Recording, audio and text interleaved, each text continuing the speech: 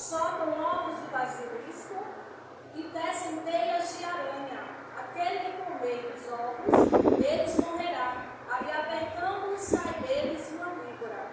As suas teias não prestam para vestes, nem se poderão cobrir com as suas obras. As tuas obras são obras de iniquidade e obra de violência há nas suas mãos.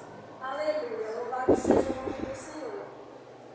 E eu estudando aqui, irmãos, começando pelo capítulo 58, e o Senhor, Ele me mostra, e Ele mandou Isaías, Ele lá naquele povo, e clamar, e gritar, e falar sobre o erro de cada um, aleluia, sobre as falhas de cada um. Por quê?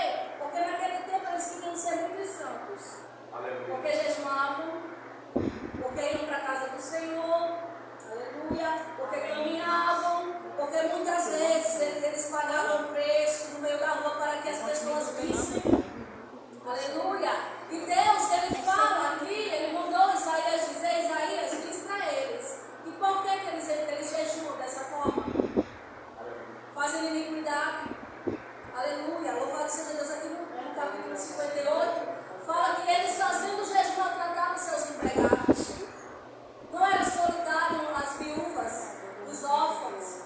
Acaso era esse o jejum que o Senhor desejava? Louvado seja o nome do Senhor.